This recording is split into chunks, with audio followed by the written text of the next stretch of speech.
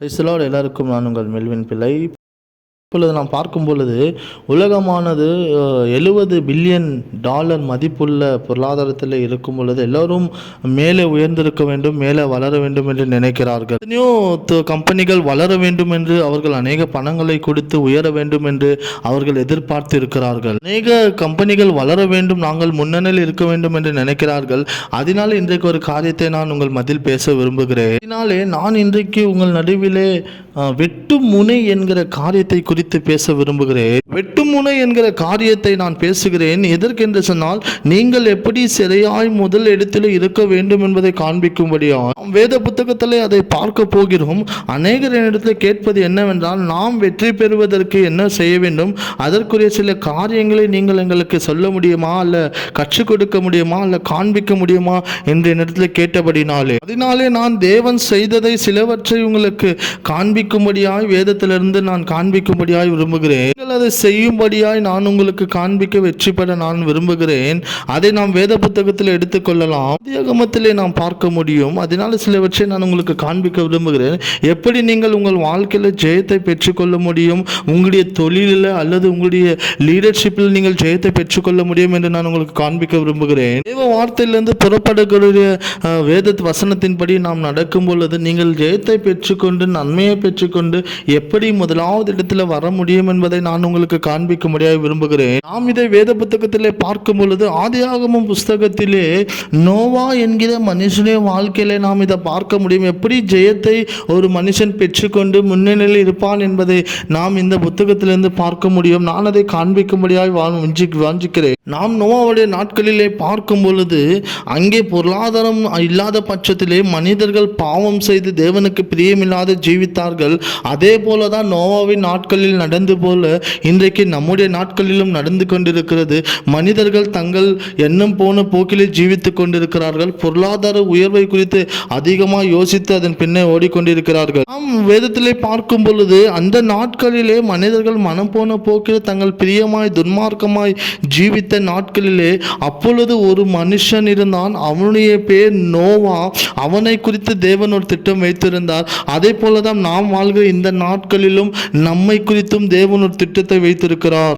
நீங்கள் இருக்கிற இடத்துல, ஒருவேளை நீங்கள் வேலை செய்கிற இடத்துல, நீங்கள் வசிக்கிற இடத்துல நீங்கள் ஒரு மனுஷனா இருந்தாலும் தேவன் ஒரு மனுஷனை கொண்டு எப்படி பூமியை மீண்டும் புதுப்பித்தாரோ அப்படி உங்களை கொண்டு தேவன் புதுப்பிக்க அவரால் கூடும்.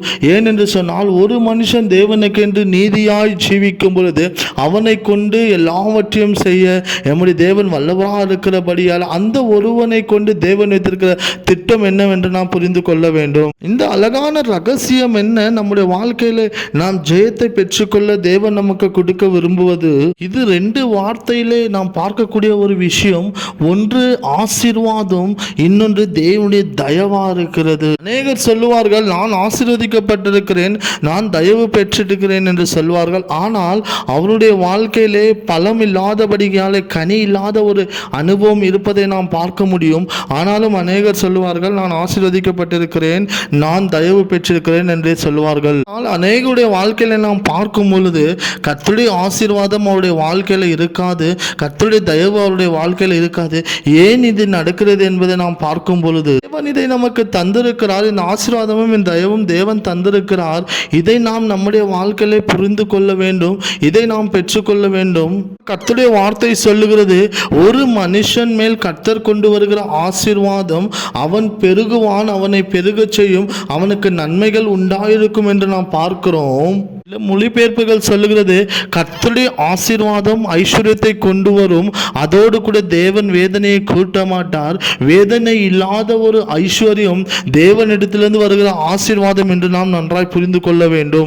வார்த்தையை நாம் பார்க்கும் பொழுது இந்த ஆசீர்வாதம் எப்படி நமக்கு கிடைக்கிறது என்று பார்த்தால், வேதத்திலே பார்க்கும் பொழுது ஆதாமை கர்த்தர் ஆசீர்வதித்தார் என்று இருக்கிறது.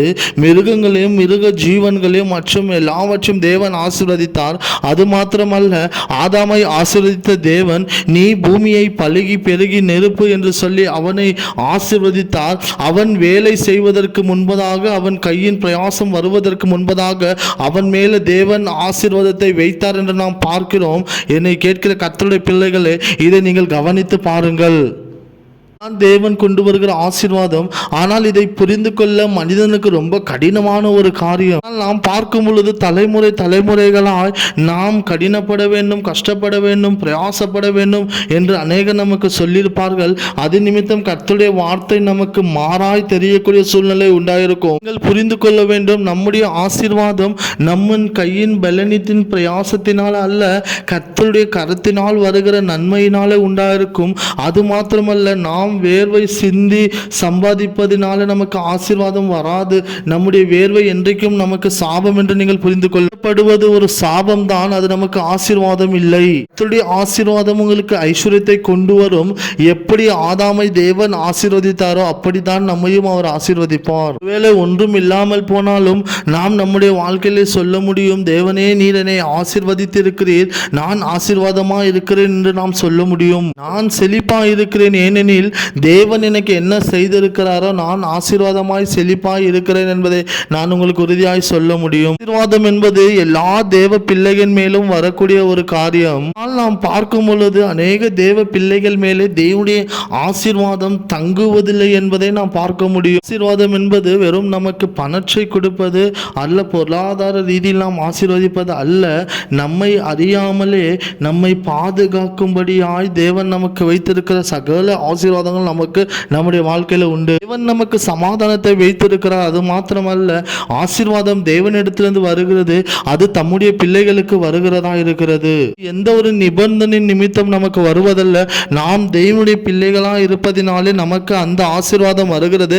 அது தேவன் மேல் உள்ள ஒரு நிபந்தனை. அவர் நம்மை தம்முடைய பிள்ளைகளா இருக்கிறபடினாலே நம்மை அவர் ஆசீர்வதிப்பார். நான் இந்த ஆசீர்வாதத்துக்கு கூடவே கடந்து போக விரும்புகிறேன். தேவ பிள்ளைகளாகிய உங்களுக்கு தேவனுடைய ஆசீர்வாதத்தின் வாசல்கள் திறக்கப்பட வேண்டுமானால் ஆசீர்வதிக்கப்படுகிற ஆசீர்வாதம் மாத்திரம் அல்ல, ஆனால் தேவனுடைய ஆசீர்வாதம் நமக்கு எப்படி கிடைக்குமானால், அநேகர் நினைக்கிறார்கள் நான் ஆசீர்வதிக்கப்பட்டிருக்கிறேன் என்று சொல்லி. அது அப்படி அல்ல. தேவனுடைய ஆசீர்வாதமும் தயவும் நமக்கு தேவனுடைய மகத்துவங்களை கொண்டு வரும். அது மாத்திரமல்ல, ஆஸ்தியும் சொத்தும் நன்மைகளும் எல்லாவற்றும் தேவன் நமக்கு தம்முடைய ஆசீர்வாதத்தின் நிமித்தம் தம்முடைய தயவின் நிமித்தம் நமக்கு கொடுக்கிறார். நோவாவுடைய நாட்களிலே நாம் பார்க்கும் பொழுது பூமி எங்கும் பாவம் நிறைந்தது. மக்கள் கர்த்தருக்கு விரோதமாய் பாவம் செய்த நாட்களிலே வேதம் இப்படியாய் சொல்லுகிறது, நோவாவுக்கோ கர்த்தருடைய கண்களிலே தயவு கிடைத்தது என்று வேதம் சொல்லுகிறது. தயவு என்பது தேவனுடைய கண் நம்ம மேல் வருவது, அவருடைய பிரசன்னம் நம்மை பார்ப்பது, அவருடைய கண்கள் நம்மை நோக்கி பார்க்கிற ஒரு காரியமா இருக்கிறது தயவு. கர்த்தருடைய கண்களில் தயவு உள்ள மனுஷனுடைய வாழ்க்கையில நன்மை தொடர்ந்து வரும். அது மாத்திரமல்ல, தீமை இருக்கிற இந்த பூமியிலே அவனுக்கு விரோதமாக எந்த தீமையும் எழும்பாதபடிக்கு தேவனுடைய தயவு அவனை பாதுகாத்து பராமரித்து கொள்ளும். என்றால் விழுந்த தோற்கப்படுகிற இந்த உலகத்திலே எல்லாம் விழுந்து போனாலும், எல்லாம் தோற்று போனாலும், எல்லாம் தீமையாய் பாவமாய் இருந்தாலும், தயவு உள்ள ஒரு மனுஷனுக்கோ அவனுக்கு கர்த்தர் ஆசீர்வாதத்தை கொடுத்து அவனை பெருக செய்கிறார். தயவு என்பது மனுஷனுக்கு அது ஒரு மாற்று மறந்தா இருக்கிறது. அது நம்மை இந்த பாவம் நிறைந்த உலகத்திலே தோல்வி அடைந்த இந்த உலகத்திலிருந்து நம்மை மீட்கிறதும் நம்மை பாதுகாக்கிறதுமா இருக்கிறது கர்த்தருடைய தயவு. ஆசீர்வாதம் எல்லா தேவ பிள்ளைகளுக்கும் கொடுக்கப்பட்டிருக்கிற ஒரு காரியம். ஆனால் தயவு அப்படியல்ல, சிலருக்கு மாற்றம் அவர்கள் பெற்றுக்கொள்ளக்கூடிய ஒரு காரியமா இருக்கிறது. இந்த தயவு இருக்கும் பொழுது சில நிபந்தனைகள் நமக்கு கொடுக்கப்பட்டிருக்கும்.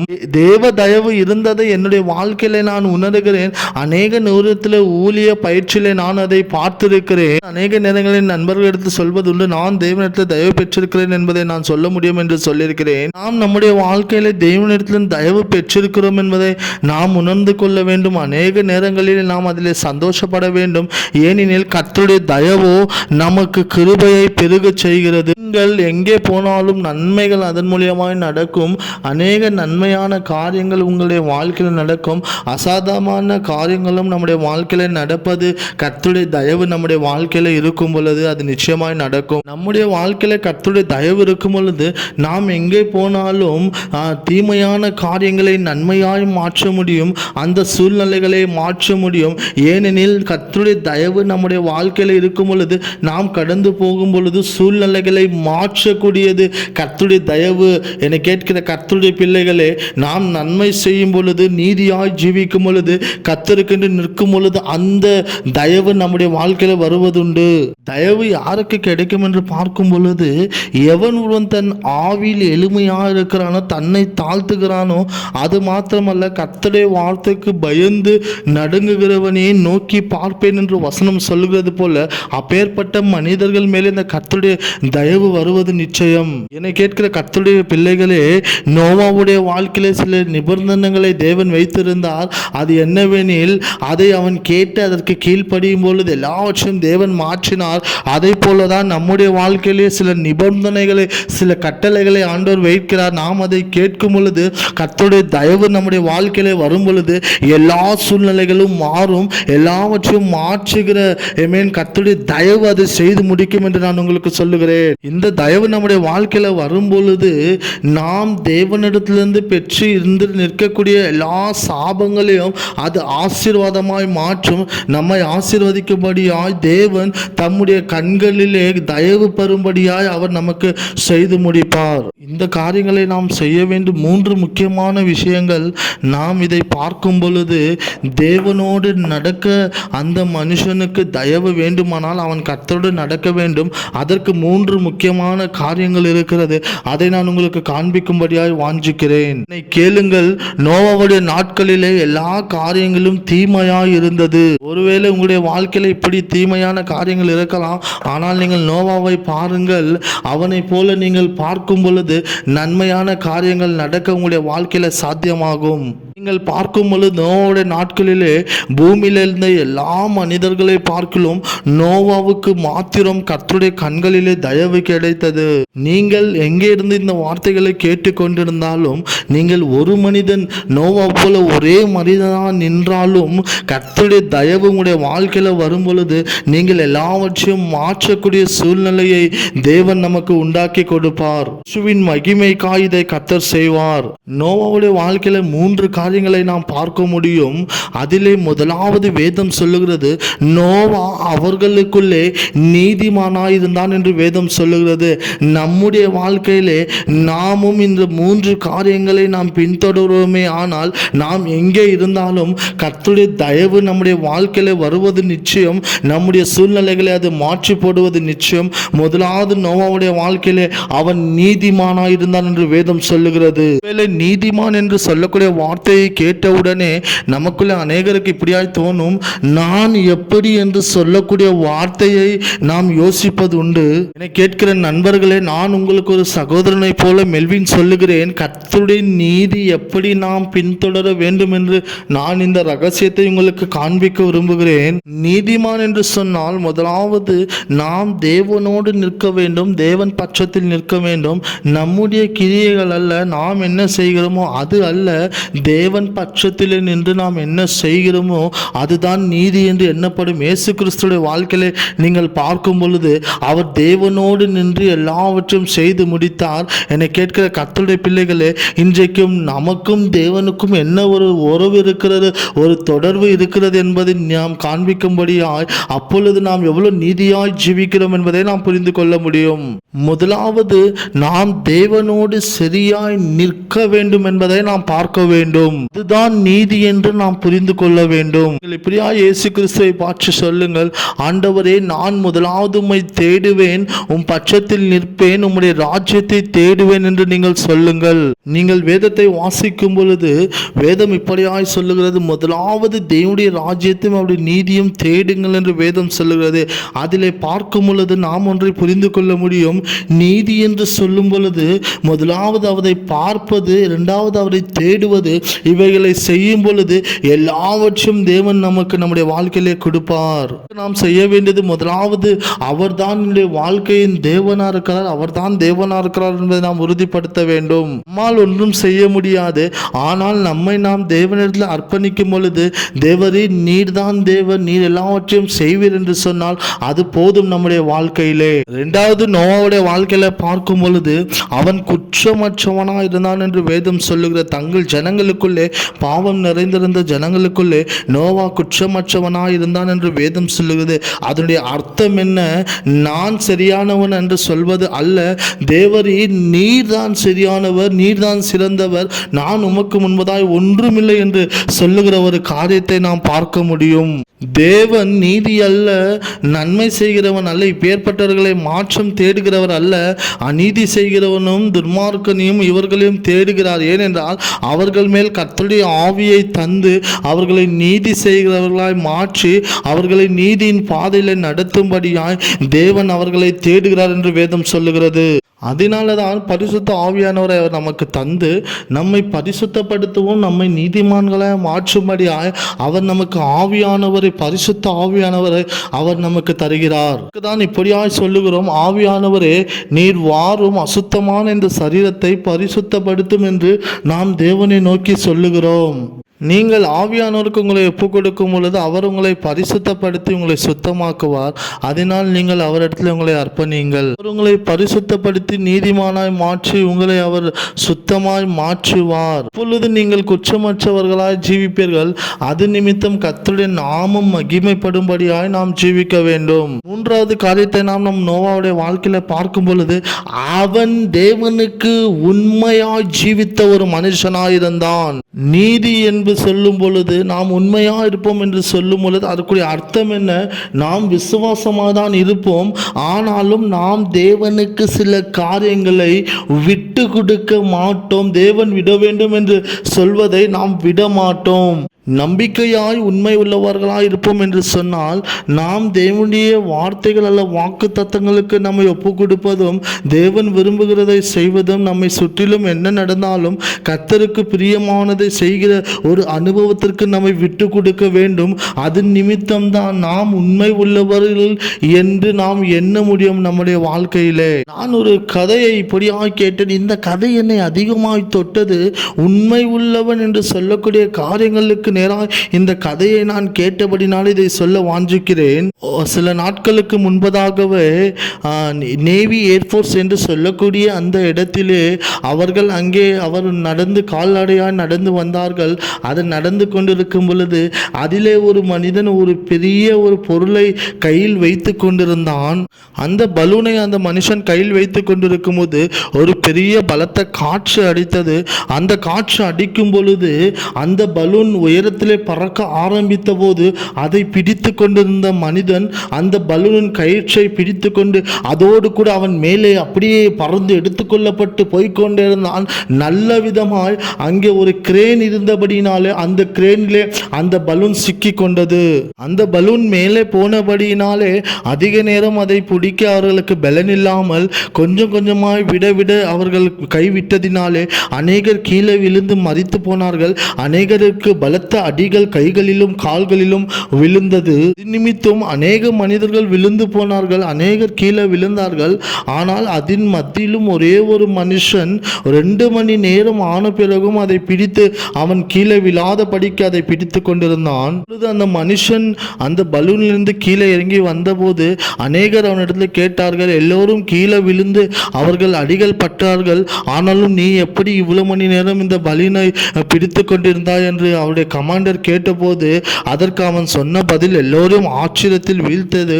அது என்னவென்றால் அவன் சொன்னான், நான் அந்த பலூன் உயர பறக்க அந்த பலூனின் கயிற்றை என்னால் பிடிக்க முடியாது என்று தெரிந்தவுடனே நான் என்ன செய்தேன், அந்த பலூனில் இருந்த கயிற்றை எடுத்து என் உடம்பிலே நான் அதை கெட்டியாய் கட்டி அதை நான் முற்றி போடுவிட்டேன். அது போட்டதினாலே நான் அந்த பலூனை பிடித்து கொண்டிருந்த போது அநேக நேரம் போன பிறகு நான் அந்த பலூனை விட்ட பிறகும் அந்த பலூனில் இருந்த கயிற்றை நான் கட்டியிருந்தபடினால் என் உடலிலே அந்த கயிறு என்னை விடவில்லை, நான் அதை பிடித்து கொண்டேன் என்று அவன் அவர்களுக்கு சொன்னான். அதே போலதான் கர்த்தருடைய பிள்ளைகளே, நாம் தேவனை உறுதியாய் பிடித்து கொள்ளும் பொழுது தேவன் நம்மை இன்னும் நெருக்கி உறுதியாய் பிடித்து கொள்வார்.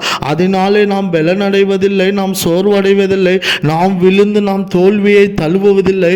நமக்கு ஜெயம் வேண்டுமானால் நாம் தேவனை எவ்வளவு உறுதியாய் பிடித்து கொள்கிறோமோ அதை போல தேவன் நம்மை உறுதியாய் பிடித்து கொள்ள நாம் நம்முடைய வாழ்க்கையை தேவனுக்கு ஒப்பு கொடுக்க வேண்டும். என கேட்கிற தேவ பிள்ளைகளே, நீங்கள் நீதியாய் ஜீவித்து குற்றமற்றவர்களாய் ஜீவித்து நம்பிக்கை உள்ளவர்களாய் ஜீவிப்பீர்களே ஆனால் தேவனுடைய தயவு உங்களுடைய வாழ்க்கையில இறங்கி வருவதை நீங்கள் பார்க்க முடியும். அந்த தயவிலே நீங்கள் ஜீவிக்க முடியும் என்பதை நான் உங்களுக்கு உறுதியாய் சொல்லுகிறேன். நம்முடைய கிரியை நம்முடைய நன்மைகள் நிமித்தம் அல்ல, இயேசு கிறிஸ்துவின் நீதி நிமித்தம். இயேசு கிறிஸ்து நமக்கு எதை செய்தாரோ அதன் நிமித்தம் தான் நான் தயவை பெற்று ஆசீர்வாதமாய் ஜீவித்துக் கொண்டிருக்கிறோம். இயேசு கிறிஸ்துவின் நீதி எனக்குள்ள இருக்கிறபடினாலே, இயேசு கிறிஸ்துவின் அன்பின் சுதந்திரம் எனக்குள்ள இருக்கிறபடினாலே அதன் நிமித்தம் நான் நீதியாய் குற்றமற்றவனாய் உண்மையாய் இருப்பதற்கு எனக்கு தயவும் கிருபையும் தேவன் என்னுடைய வாழ்க்கையில். இதுதான் நமக்கு நம்முடைய வாழ்க்கையிலே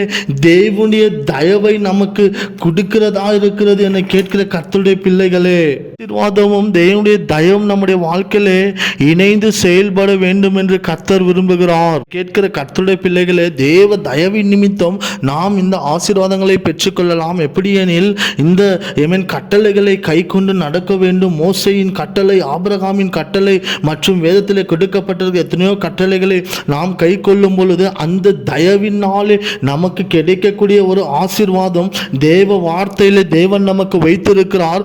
அதன் நிமித்தம் நாம் சுதந்திரிக்குவோம். அதன் நிமித்தம் நாம் ஆசீர்வாதமாய் இந்த பூமியில ஜீவிப்போம். ஏனெனில் இந்த தயவு நமக்கு தேவனிடத்திலிருந்து ஆசீர்வாதத்தை வருவதற்கு வழியை திறந்து கொடுக்கிறது, வாசலை திறந்து கொடுக்கிறது, நன்மையை திறந்து கொடுக்கிறது. அதனாலே ஆசீர்வாதத்தை பெற்றுக்கொள்ள தேவனுடைய தயவு நம்முடைய வாழ்க்கையில மிக அவசியமா இருக்கிறது. அநேகர் நாம் நம் ஆசீர்வாதமா இருக்க வேண்டும் என்று நினைக்கிறோம்.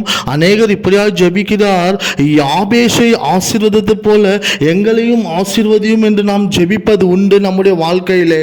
ஆனால் அநேகர் ஆசீர்வாதமா இருக்க வேண்டும் என்று விரும்புகிறார்கள். ஆனால் நான் அநேகரை பார்க்கிறேன், என் அனுபவத்தில் சொல்லுகிறேன். அநேகர் ஆசீர்வாதமாக இருக்க வேண்டும், தயவை பெற்றுக்கொள்ள வேண்டும் என்று விரும்புகிறார்கள். ஆனாலும் அநேகர் அதை பெற்றுக்கொள்ளாமல் போகிறார்கள் இந்த பூமியிலே. என்னை கேட்கிற கர்த்தருடைய பிள்ளைகளே, அன்பான தேவ பிள்ளைகளே, நீங்கள் நிச்சயமாய் ஆசீர்வதிக்கப்பட்டிருப்பீர்கள். ஏனெனில் நீங்கள் இந்த காரியங்களை செய்யும் பொழுது நீதியாய் ஜீவித்து குற்றமற்றவனாய் ஜீவித்து உண்மையாய் கர்த்தருக்காய் ஜீவிக்கும் பொழுது கர்த்தருடைய இரக்கமானது தயவானது உங்களுடைய வாழ்க்கையில அளவில்லாமல் ஊற்றப்படும். அப்பொழுது கர்த்தருடைய ஆசீர்வாதமானது உங்கள் வீட்டையும் உங்களையும் உங்களுடைய குடும்பங்களையும் உங்களுடைய சந்ததிகளையும் தொடர்ந்து வரும். அதற்கு நீங்கள் செய்ய வேண்டியது ஒன்றே ஒன்று. நீங்கள் முதலாவது நோவாவை பார்த்து கற்றுக்கொள்ளுங்கள். நீதியாய் ஜீவிப்பது, குற்றமற்றமாய் இருப்பது, கர்த்தருக்கு உண்மையாய் இருக்க வேண்டும் என்று கர்த்தர் விரும்புகிறார். என்னுடைய வாழ்க்கையிலும் கர்த்தருடைய தயவு கிடைத்த பிறகு அநேக தீமையான காரியங்கள் மாறியதும், சாபம் மாறியதும், ஆசீர்வாதம் வந்ததும், நன்மைகள் வந்ததும் நான் பார்த்தபடினாலே உங்களுக்கு சொல்லுகிறேன் என் நண்பர்களே. தேவனுடைய தயவு உங்களுடைய வாழ்க்கையில் வரும்பொழுது நீங்கள் ஆசீர்வாதத்தை பார்ப்பீர்கள். அது மாத்திரம் அல்ல, நான் எங்கே போனாலும் கர்த்தருடைய தயவை சுமந்து செல்கிறபடினாலே, அவருடைய ராஜ்யத்தை வர கேட்கிறபடினாலே கர்த்தர் ஆசீர்வதிக்கிறார், நன்மைகளை செய்கிறார். தேவன் தமக்கு பிரியமானதை அங்கே செய்கிறபடினாலே நான் உங்களுக்கும் அதை சொல்லுகிறேன். ராஜ்யம் வருவதற்கு, ஆசீர்வாதத்தை பெற்றுக்கொள்வதற்கு நாம் தயவு உள்ளவர்களாய் இந்த சாபமான பாவமான உலகத்திலே வாழும் பொழுது அவருடைய தயவை நாம் பெற்றுக்கொள்ளும் பொழுது தேவ கிருபை நம்மை சூழ்ந்து கொள்ளும். அவருடைய தயவின் நிமித்தம் நாம் ஆசீர்வாதமாக இருப்போம் என்பதை நாம் மறந்துவிடக்கூடாது. ஆண்டவரே, இதை கேட்கிற ஒவ்வொருவருக்காக நான் செபிக்கிறேன். ஆண்டவரே, உம்முடைய கண்களுக்கு ஆண்டவரே தயவாய் நடக்காதிருக்கிற ஒவ்வொருவருக்காக நான் செபிக்கிறேன். அப்பா, அவர்கள் தயவாய் நடக்க நீர் கிருபை பாராட்ட வேண்டுமா செபிக்கிறேன். அவருடைய வாழ்க்கையில மாற்றங்களை கொண்டு வருவீராக இயேசுவே. இதை கேட்கிற ஒவ்வொருவரும் ஆண்டவரே உம்முடைய தயவை பெற்றுக்கொள்வார்கள் ஆக அவர்கள் சரியான இடத்துல சரியான மனிதர்களாய் நின்று உம்முடைய தயவின் நிமித்தம் அவர்கள் பெருகும்படியாய் உம்முடைய கிருபையினாலே அவர்களை ஆசீர்வதிப்பீராக இயேசுவே. இயேசுவின் நாமத்திலே எனக்கு அன்பான சகோதரர்களே, ஆசீர்வாதமும் தயவும் உங்களுடைய வாழ்க்கையில இன்றிலிருந்து தொடர்ந்து வரும்படியாக நான் ஆண்டவரை நோக்கி கேட்கிறேன். ஆண்டவர் அது உங்களுக்கு நிச்சயமாய் கொடுப்பார் என்று நான் விசுவாசிக்கிறேன். உங்களுடைய சந்ததிகளை நீங்கள் இப்படியாய் ஆசீர்வதிங்கள். அந்த தயவு அவர்கள் மேல் வரட்டும், அந்த ஆசீர்வாதம் அவர்கள் மேல் வரட்டும். ஒருவேளை யார் வந்தாலும், என்ன அரசாங்கம் வந்தாலும், எந்த மாற்றங்கள் நடந்தாலும், பிசாசு நமக்கு எவ்வளவு எதிர்த்து நமக்கு விரோதமாய் வந்தாலும், கர்த்தாவே நீர் உம்முடைய தயவை கொண்டு கொண்டு உம்முடைய ஆசீர்வாதத்தை கொண்டு உம்முடைய பிள்ளைகளை ஆசீர்வதிப்பீராக என்று சொல்லும் பொழுது நிச்சயமாய் உங்கள் மேல், உங்கள் பிள்ளைகள் மேல், உங்கள் சந்ததியின் மேல் அந்த ஆசீர்வாதம் வந்து தங்கும் என்று நான் விசுவாசிக்கிறேன். உங்களை ஆசீர்வதிக்கிறேன் இயேசுவின் நாமத்திலே. காற்றை போல, ஒரு மலையை போல அந்த தயவை நான் இயேசுவின் நாமத்திலே விடுவிக்கிறேன். அந்த ஆசீர்வாதத்தை விடுவிக்கிறேன் இயேசுவின் நாமத்திலே. அதை நீங்கள் பெற்றுக்கொண்டு உங்கள் குடும்பங்களுக்கும் உங்கள் சந்ததிகளுக்கும் அதை பரப்புவீர்களாக. பெற்றுக்கொள்ளுங்கள். நீங்கள் இப்படியாய் ஆண்டவரை பார்த்து சொல்லுங்கள், ஆண்டவரே என்னை நீதி உள்ள மனுஷனாய், குற்றமற்றவனாய், உண்மை உள்ளவனாய் மாற்றும் என்று சொல்லும் பொழுது அந்த ஆசீர்வாதம் உங்கள் குடும்பத்தின் மேல் வந்து தங்கும், உங்கள் மேல் வந்து தங்கும், உங்களை தொடும் அந்த ஆசீர்வாதங்கள். நோவாவை போல நாம் சொல்லலாம், ஆண்டவரே நான் அல்ல, என்னுடைய பலன் அல்ல, உம்முடைய கிரியை ஆண்டவர், உம்முடைய ஆண்டவரே நன்மை நிமித்தம் ஆண்டவர் நீர் என்னை நீதிமானாய், குற்றமற்றவனாய், உண்மை உள்ளவனாய் மாற்றுகிறீர். அப்படி நாம் சொல்லும் பொழுது நமக்கும் அப்படி நடக்க கர்த்தர் கிருபை தருவார். எதற்கென்று சொன்னால் கர்த்தருடைய ராஜ்யம் கட்டப்படுவதற்கும், அவருடைய நீதி ஸ்தாபிக்கப்படுவதற்கும், அவருடைய நன்மைகள் நம்முடைய வாழ்க்கையிலே நம்மை சுற்றிருக்கிற தேசங்களிலே நடக்கும்படியாய், தேவன் செய்யும்படியாய் நாம் இதை நம்முடைய வாழ்க்கையில அறிக்கை செய்ய வேண்டும். என் நண்பர்களே, நான் உம்முடைய பிள்ளையாய் ஜீவிப்பதற்கு என்னை ஆசீர்வதியும், பாவம் இல்லாமல் குற்றமற்றவனாய் ஆண்டவரே நான் ஜீவிக்காதபடிக்கு தேவ கரங்களுக்குள்ள, தேவ கண்களிலே கிருபை உள்ளவனாய் ஜீவிக்க ஆசீர்வதியும். உம்முடைய ராஜ்யத்தின் நீதிக்காய் கட்டப்பட என்னை பயன்படுத்தும், என்னை ஆசீர்வதியும் என்று நீங்கள் ஜெபிக்கும் பொழுது அதை கர்த்தர் செய்ய வல்லவராக இருக்கிறார். இயேசுவின் நாமத்தில் நான் உங்களுக்காக ஜெபிக்கிறேன். அவருடைய தயவு உங்களுடைய வாழ்க்கையில கடந்து வரும், அவருடைய ஆசீர்வாதம் உங்களுடைய வாழ்க்கையில கடந்து வரும். கர்த்தர் நிச்சயமாகவே கேட்கிற உங்களை ஆசீர்வதிக்கவே அவர் ஆசீர்வதிப்பார். அன்பார்ந்த சகோதரர்களே, நான் உங்களுக்காய் ஜெபிக்கிறேன். மெல்வின், நான் உங்களுக்காய் ஆண்டவரை நோக்கி கேட்கிறேன். நீங்கள் இப்படியாய் கர்த்தருடைய சமூகத்தில் ஒப்பு கொடுத்து ஜெபிக்கும் பொழுது, ஆண்டவரே என்னை நீதி உள்ளவனாய் மாற்றும், ஆண்டவரே என்னை குற்றமற்றவனாய் மாற்றும், என்னை உண்மை உள்ளவனாய் மாற்றும் என்று நீங்கள் ஜெபிக்கும் பொழுது ஏமேன், உங்களை அவர் வெட்டும் முனைகளாய் வைப்பார். ஏனென்றால் நீங்கள் இருக்கிற இடங்களுக்குள்ளே, உங்கள் வீடுகளுக்குள்ளே, உங்கள் ஸ்தலங்களுக்குள்ளே, உங்கள் வாழ்க்கையிலே, உங்கள் விஷயங்களிலே அவர் நிச்சயமாய் ஆசீர்வாதத்தை கொண்டு வருவார் என்று சொல்லி நான் உங்களை இயேசுவின் நாமத்திலே உங்களுக்காக ஜெபித்து ஆசீர்வதிக்கிறேன். கர்த்தர் உங்களை ஆசீர்வதிப்பார். நான் உங்களை ஆசீர்வதித்து உங்களை நான் பலப்படுத்துகிறேன். பலப்படுத்தியும் உங்களை ஆசீர்வதித்தும் இந்த வார்த்தைகளை கொண்டு கர்த்தர் உங்களை ஆசீர்வதிப்பார் என்று நான் உங்களுக்காக ஜெபிக்கிறேன். இதை கேட்கிற தேவ பிள்ளைகளே, உங்கள் மேல் கர்த்தருடைய கரம் இருக்கும். நீங்கள் ஆசீர்வாதமாக இருப்பீர்கள். உங்களை ஒப்புக்கொடுங்கள், அர்ப்பணிங்கள், உங்கள் பாவங்களை அறிக்கையிடுங்கள். கர்த்தருடைய தயவு உங்கள் மேல் வரும், கர்த்தருடைய ஆசீர்வாதம் உங்கள் மேல் வரும், கர்த்தருடைய கிருபை உங்கள் குடும்பத்தை, உங்களுடைய சந்ததியை தொடரும் என்று நான் உங்கள் பிதா குமாரன் பரிசுத்தாவின் நாமத்தில் ஆசீர்வதிக்கிறேன். இயேசுவின் நாமத்திலே பிதாவே, ஆமேன். தேங்க்யூ. ஆமேன்.